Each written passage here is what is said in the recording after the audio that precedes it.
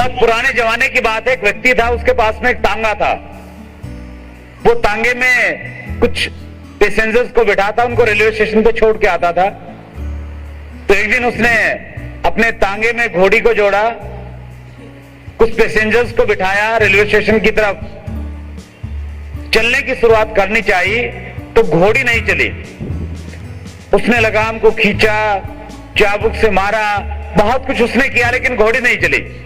परेशान हो गया वो, सोचता रहा कि आखिर हो क्या गया इसको। अचानक उसके दिमाग में एक आइडिया आया। वो तांगे से नीचे कूदा और उसने घोड़ी के आगे जाके डांस करना शुरू कर दिया। और उसके डांस करने से घोड़ी चलने लग गई, लेकिन 10 फीट चलने के बाद फिर रुक गई। वो दोबारा फिर घोड़ी के आगे गया, फिर डांस किया, घोड़ी 10 फीट चली, फिर रुक गई। तो तांगे में जो पैसेंजर्स बैठे थे उन्होंने कहा कि भैया तांगे वाले कोई यहाँ मूवी बन रही क्या, फिल्म बन रही है कोई, क्या ड्रामा कर रहे हो यार, तुम नाचते हो, घोड़ी चलती है फिर रुक जाती है, हमारी गाड़ी छूट जाएगी तुम्हारे चक्कर में।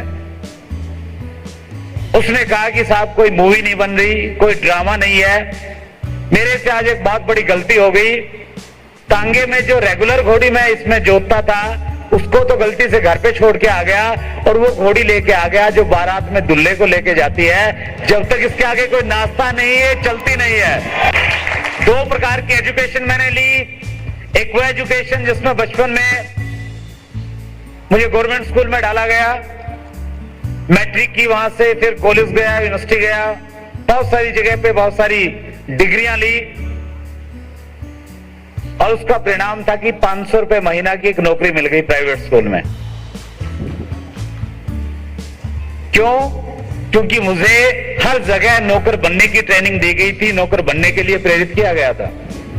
6 साल से आरसी माइनस में हूं, बहुत सारी मीटिंग्स देखी, बहुत सारे लीडर्स को सुना, बहुत सारी किताबें पढ़ी, हर जगह मुझे मालिक बनने की शिक्षा दी गई, मालिक बनने के लिए प्रेरित किया गया, और 6 साल में करोड़ों रुपए की इंडस्ट्री का मालिक बना दिया। आप बहुत सौभाग्यशाली हैं कि आप इस बिजनेस के स्टूडेंट हैं। मैं एक चीज तो नहीं बोल सकता कि आपको इस बिजनेस में 2 साल के बाद में कितने रुपए महीना मिलेगा, वो आपके काम करने के तरीके पे डिपेंड करता है। लेकिन एक चीज मैं पूरे विश्वास के साथ बोल सकता हूं, अगर आप सीखने के एटीट्यूड से इस बिजनेस को करते रहे तो 2 साल के बाद आप पहले से अच्छे पापा, पहले से अच्छे पति, पहले से अच्छे पुत्र और पहले से अच्छे हिंदुस्तान के नागरिक निश्चित रूप से बन जाएंगे। बहाना बनाना भी एक्चुअली एक आदत है। मुझे एक स्टोरी याद आती है। एक व्यक्ति था बहुत बहानेबाज, लेकिन इंटेलिजेंट भी बहुत था। उसको नौकरी मिल गई है, नौकरी पे जाने लग गया, 1 महीना 2 महीना, लेकिन बहाने बनाने की आदत थी। उसने सोचा कि यार क्या बहाना बनाया जाए छुट्टी मिले जिससे। तो बहुत मायूस होके अपने बॉस के पास में गया और जाके बोला कि मुझे 1 हफ्ते की छुट्टी चाहिए क्योंकि मेरे पिताजी एक्सपायर हो गए हैं। बॉस को बड़ा दुख हुआ, 1 हफ्ते की छुट्टी दे दी। इस घटना को 2 महीने बीते, फिर अपने बॉस के पास में गया, 1 हफ्ते की छुट्टी चाहिए क्योंकि माताजी का देहांत हो गया। बॉस ने सोचा दोनों की अटैचमेंट लगता बहुत ज्यादा थी, हो सकता है। 3-4 महीने बीते, फिर चला गया, बोले साहब छुट्टी चाहिए क्योंकि पिताजी एक्सपायर हो गए हैं। उसके बॉस को थोड़ा तो कंफ्यूजन हुआ कि यार कहीं ना कहीं कुछ प्रॉब्लम तो है, लेकिन उसने सोचा नहीं यार ऐसा कैसे हो सकता। उसने फिर सैंक्शन कर दी। 4 महीने बाद फिर पहुंच गया, बोले साहब छुट्टी चाहिए, माताजी का देहांत हो गया। तो बॉस ने उसका अटेंडेंस रजिस्टर मंगवाया और उसमें देख के बोला कि भैया पिछले 1 साल में तुम 2 बार अपने पिताजी को एक्सपायर कर चुके हो, 2 बार, दूसरी बार ये तुम्हारी मम्मी की है, क्या चक्कर है ये सब? बोले साहब कुछ भी चक्कर नहीं है, पहली बार जब मैंने छुट्टी ली मेरे पिताजी एक्सपायर हो गए थे, मेरी मम्मी ने दूसरी शादी कर ली, दूसरी बार मेरी मम्मी एक्सपायर हो गई तो पिताजी ने दूसरी शादी कर ली। जब वो शादियां कर सकते हैं तो छुट्टियां तो मैं भी ले सकता हूं। आज के बिजनेस की खास बात है, बहानेबाजों को भी ये करोड़पति बना देता है। हेलो, और मुझे करोड़पति इसने तब बनाया जब मेरी सोच में यह आ गया कि जिंदगी में आपके पास में 2 ऑप्शन है, या तो बहाने बना लो या पैसे बना लो। मेरी समझ में आया, मैंने बहाने नहीं बनाए, 5 महीने के बाद मेरा पहला चेक आया, ज्वाइन करने के 5 महीने बाद 1560 रुपए का। मैं भी बहुत खुश था, लेकिन मेरे जो दोस्त थे, मेरे बिजनेस पार्टनर्स अदर बिजनेस में, मेरे फैमिली के लोगों ने मेरी एक्साइटमेंट को कम कर दिया था ये कह के कि पिछले 5 महीने में 10,000 खर्च कर चुके हो, 1560 कमाए हैं, घटाओ, देखो बिजनेसमैन बनो। मैं हूं, पिछले महीने की अगर मैं इनकम की बात करूं 12,26,000 रुपए से ज्यादा, बहुत पैसा इस बिजनेस में। सतीश पंडित जी कहते हैं कि आपके अंदर पात्रता होनी चाहिए, एबिलिटी होनी चाहिए, अगर वो है तो ये बिजनेस आपको बहुत कुछ देगा। कुछ चीजें मैं आपसे शेयर करना चाहता हूं, तैयार हैं आप? हम इस बिजनेस को लेके लोगों से मिलते हैं, बातचीत करते हैं, प्लान बताते हैं आप लोग, बताते हैं कि आरसीएम बिजनेस एक नई व्यवस्था है सामान खरीदने की। पहला तरीका जिसमें रिटेलर है, होलसेलर है, एडवर्टाइजमेंट है, 50% पैसा बीच के लोगों में जाता है। आरसीएम बिजनेस से 50% पैसा हम लोगों में डिस्ट्रीब्यूट हो जाता है। जब आप दोनों व्यवस्थाओं की बात करते हैं तो निश्चित रूप से बहुत सारे लोग ये कहते हैं कि आरसीएम की व्यवस्था बहुत अच्छी है, कहते हैं ऐसा नहीं, इतनी लग्जरी गाड़ियां भी आती हैं। तो जब लोगों को प्लान अच्छा लगता है, प्रोडक्ट अच्छा लगता है, पैसा आता है, ये भी कहीं ना कहीं यकीन हो गया, तो क्या सारे के सारे लोग ज्वाइन कर लेते हैं? नहीं करते। लोग इसलिए ज्वाइन नहीं करते क्योंकि मुकेश कोठारी जी कहते हैं कि अभी लोग ज्वाइन नहीं करेंगे, थोड़ा समय और लगेगा। इस दुनिया में 95% लोग ऐसे हैं जिनके अंदर डिसीजन पावर नहीं होती, डिसीजन लेने की क्षमता नहीं होती, उनको फॉलोअर कहा जाता है। केवल मात्र 5% लोग किसी भी फील्ड में पहले कामयाब होते हैं क्योंकि वो लीडर होते हैं। उनमें केवल मात्र एक क्वालिटी सबसे ज्यादा होती है कि वो किसी भी काम को करने का निर्णय तुरंत ले लेते हैं, डिसीजन पावर होती है उनमें। ज्यादा टेंशन वेंशन मत लो। हेलो, एक काम करो, मेहनत करते रहो, चलते रहो, लोगों से प्लान दिखाते रहो, कामयाब होके दिखा दो। बस दिखा सकते हैं? आज प्लान दिखाएं, प्रोडक्ट दिखाएं, सेमिनार में बिठाएं, शायद लोगों की समझ में नहीं आएगा, लेकिन जिस दिन एक लग्जरी कार आपके पास में आ जाएगी, प्लान नहीं दिखाना, जोर जोर से हॉर्न बजाना है, पड़ोसियों की समझ में आ जाएगा। लोग आपको फॉलो नहीं करते, लोग आपकी सक्सेस को फॉलो करते हैं, आपकी कामयाबी को फॉलो करते हैं। अब बहुत सौभाग्यशाली हैं कि जाने अनजाने में अगर आप इस बिजनेस में आ गए हैं, इस बिजनेस को कर रहे हैं और करते रहेंगे, तो आप 5% लीडर्स की कैटेगरी में हैं। 95% लोग आपको फॉलो करने के लिए तैयार बैठे हैं।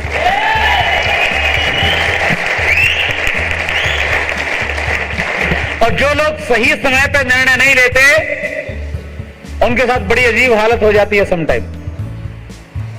एक बार एक व्यक्ति था, सब्जी बेच रहा था ठेले में। एक कोई सज्जन को सब्जी खरीदने के लिए आए और आते ही उसने सबसे पहले टमाटर को उठाया, बड़े ध्यान से देखा उसको घुमा के, फिर उसको रख लिया, फिर एक आलू को उठाया, उसको देखा। सब्जी वाले ने कहा कि साहब आलू दो या टमाटर दो, क्या चाहिए? बोले भैया जल्दी क्या है, सोच समझ के लूंगा, थोड़ा सोचने का मौका दो भैया, पैसे लेके आया हूं। इसी दौरान एक महिला आई, उसने जल्दी सी बोला 1 किलो टमाटर दे दो, ये दे दो, वो दे दो, पैसे दिए, चल पड़ी। लेकिन वो मान हुआ, फिर भी कभी गाजर उठा रहे हैं, कभी गोभी देख रहे हैं, कभी कुछ देख रहे हैं। सब्जी वाला परेशान होगा कि साहब आपने लेना वेना कुछ नहीं, मैं चलता हूं। तो उनकी बातचीत को सुन के वो महिला रुकी और पलट के बोली कि भैया सब्जी वाले किसके चक्कर में पड़े हुए हो तुम? सब्जी वाले ने कहा कि बहन जी आप जानती हो इनको, कौन है ये? बोली बहुत अच्छे से जानती हूं, आज से 6 साल पहले ये और इनके पिताजी मुझे देखने के लिए आए थे और इन्होंने मेरी मैट्रिक की मार्कशीट को देखा, मेरी डिग्रीज को देखा, फिर बोले चलो चल के दिखाओ। और फिर बाद में कहा कि हम घर पे जाके सलाह करके बताएंगे। इन्होंने अब तक सलाह नहीं करी। मेरे 2 बच्चे हैं और दोनों स्कूल में जाते हैं।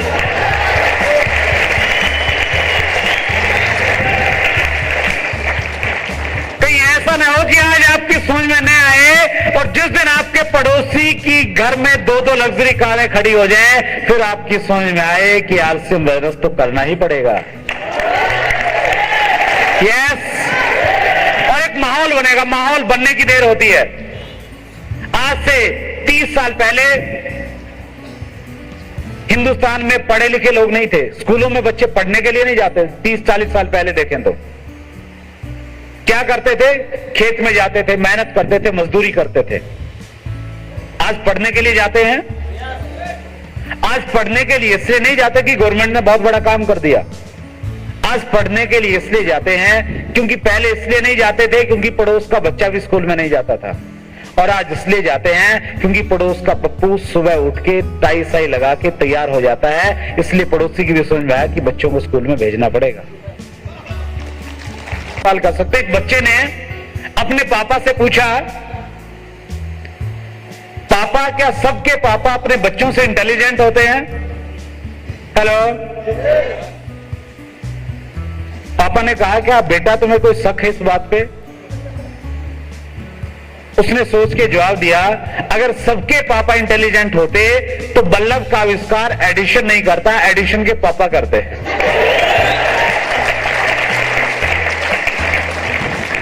अगर आज हम सही डिसीजन नहीं ले पाए तो आने वाले समय में हमें जवाब देना मुश्किल हो सकता है। डिसीजन लीजिए।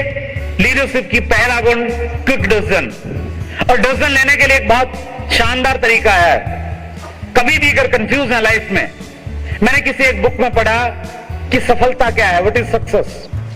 वहां लिखा था success is nothing A chain of decisions. सफलता कुछ भी नहीं है, जिंदगी में लिए गए कुछ निर्णयों का परिणाम है। 4 साल पहले बहुत सारे लोगों को जगदलपुर में प्लान दिखाया गया। एक ने डिसीजन लिया कि करना है और एक ने डिसीजन किया कि नहीं करना है, और उसका वो डिसीजन आज उसके लिए कामयाबी बन गया और उस व्यक्ति का वो डिसीजन उसकी नाकामयाबी बन गया। Yes, quick decision. और दूसरा, डिसीजन के बाद डिसीजन, चेन ऑफ डिसीजंस। आप इस बिजनेस को करेंगे, करने के बाद आप लोगों से मिलेंगे, और जब लोग मना नहीं करेंगे फिर आपको फिर एक डिसीजन लेना पड़ेगा कि ये बिजनेस करना चाहिए या नहीं करना चाहिए। उस समय अगर आपका डिसीजन रहा आपने ये बिजनेस छोड़ दिया तो फिर भी सफलता नहीं मिलेगी। कुछ समय के बाद शायद ऐसा हो कि इस बिजनेस को करते हुए आपके सामने कुछ फाइनेंशियल चैलेंजेस आए, घर में पैसा नहीं है, मुश्किलें हैं। उसमें फिर आप सोचेंगे कि बिजनेस करूं या नहीं करूं। उस समय भी अगर आपका ये डिसीजन रहा कि यस मैं करूंगा, बहुत बार ऐसा होगा कि बहुत सारे लोगों को आप बुलाएंगे, लोग नहीं आएंगे, आप परेशान हो जाएंगे, आप फिर सोचेंगे कि करूं या नहीं करूं। अगर आप लगातार एक ही डिसीजन लेते रहे कि मैंने करना है, करके रहूंगा, करके दिखाऊंगा, निश्चित रूप से कामयाबी आपके कदम चूमने के लिए तैयार है। न पूछो मेरी मंजिल कहां है, अभी तो सफर का इरादा किया है, मैं हारूंगा हौसला जिंदगी भर, मैंने किसी और से नहीं खुद से वायदा किया है।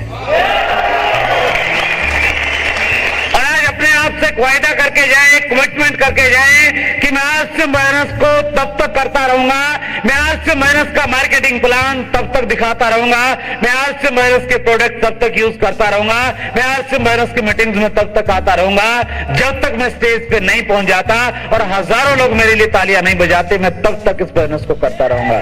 सतीश पंडित जी की एक टेप है यूएस 10%, उसमें कहते हैं कि इस बिजनेस 90% आपकी अपलाइन से चलता है, 10% आपकी डाउनलाइन से चलता है। यस, इस बिजनेस में अगर आपको बड़ी कामयाबी चाहिए, तेजी से अगर आप ग्रो करना चाहते हैं, तो आपकी अपलाइन में बहुत सारे लोग हैं, यस और नो? आपको किसी ने ज्वाइन करवाया, उसके ऊपर फिर एक व्यक्ति, फिर एक व्यक्ति, फिर एक व्यक्ति, फिर एक व्यक्ति।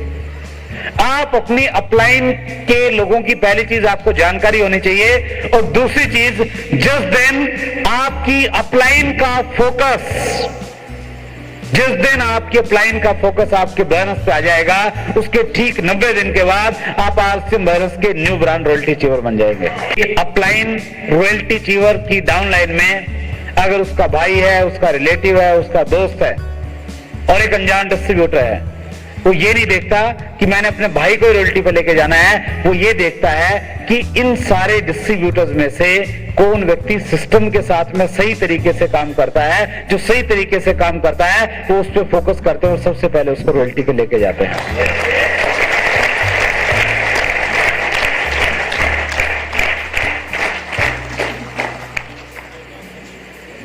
और वो कुछ चीजें चेक करते हैं वहां पे।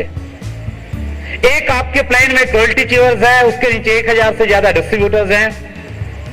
उसको पता है कि वो 1000 लोगों को एक साथ रॉयल्टी पे लेके नहीं जा सकता। वो सबसे पहले उनमें से 2 लोगों को चूज करता है, उन 2 पे फोकस करता है और उन 2 पे फोकस करने के बाद उनको रॉयल्टी पे लेके जाने के बाद वो अगले 2-4 लोगों की प्लानिंग करता है। सबसे पहले आपका प्लान देखता है कि मेरी डाउनलाइन में 100% प्रोडक्ट यूज करने वाले कितने लोग हैं। आपने अगर चाहते हैं अपलाइन का फोकस आए तो कुछ स्टेप्स हैं। पहला स्टेप है 100% प्रोडक्ट यूजर बने। हैं आप? हर चीज जो आरसीएम माइनस में अवेलेबल है वो आपके यहां पे यूज होनी चाहिए, आपके घर में यूज होनी चाहिए।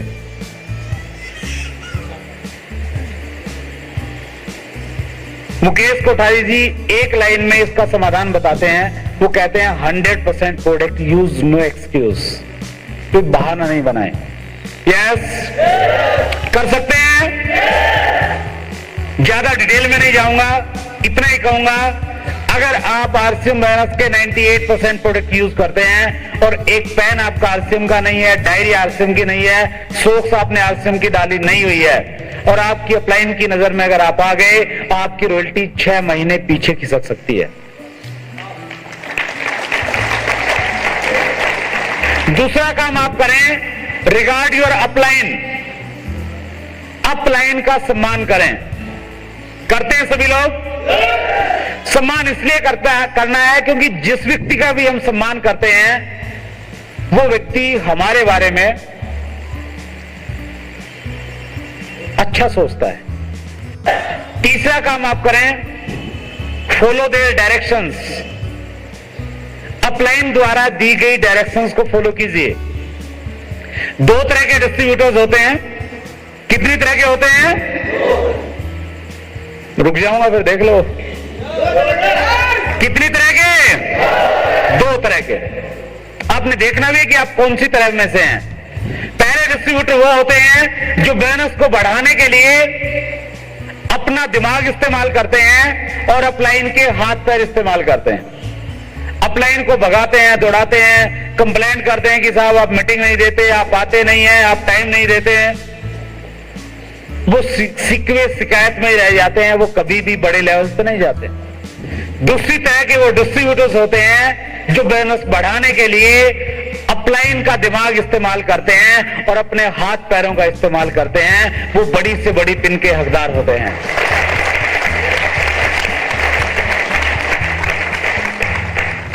बहुत सारे लोगों को मैंने इस बिजनेस में इसलिए नाकामयाब होते हुए देखा है क्योंकि उन्होंने अपना दिमाग लगाना नहीं छोड़ा। हेलो, अगर आप पहले कुछ भी हैं, आप डॉक्टर हैं, इंजीनियर हैं, कामयाब हैं किसी भी क्षेत्र में, आपने बिजनेस में ज्वाइन कर लिया और ज्वाइन कर लिया, इसमें भी कामयाब होना चाहते हैं, एक नियम और होना चाहिए हमारी लाइफ का। आपकी एक ऐसी इमेज होनी चाहिए सोसाइटी में, अपने फ्रेंड सर्कल में, कि ये व्यक्ति या तो किसी काम को करता नहीं है, अगर शुरू कर देता है तो फिर उसको करके दिखाता है।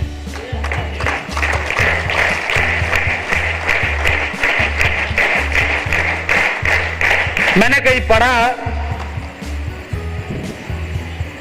कि जीतना एक आदत है, दुर्भाग्य से हारना भी एक आदत है। अगर हमें लाइफ में हारने की आदत पड़ जाएगी तो हम स्टेप बाय स्टेप हारते जाएंगे, और अगर हमें जीतने की आदत पड़ जाएगी हम मिट्टी को भी छुएंगे, वो भी सोना बन जाएगी। आपकी एक ब्रांड इमेज ऐसी होनी चाहिए कि अगर आपने ये बिजनेस ज्वाइन कर लिया, लोगों को ये लगना चाहिए कि जगदलपुर में पहले बिजनेस चला नहीं चला, कितना भी चला, अब मैंने अगर ज्वाइन किया है तो जगदलपुर के हर घर में रॉयल्टी चीवर बना के छोड़ूंगा। अपने ऊपर? यस, ये पैदा कीजिए। और आप डॉक्टर इंजीनियर कुछ भी हैं, ये बोनस में आ गए, आप कामयाब होना चाहते हैं क्योंकि आपकी आदत है।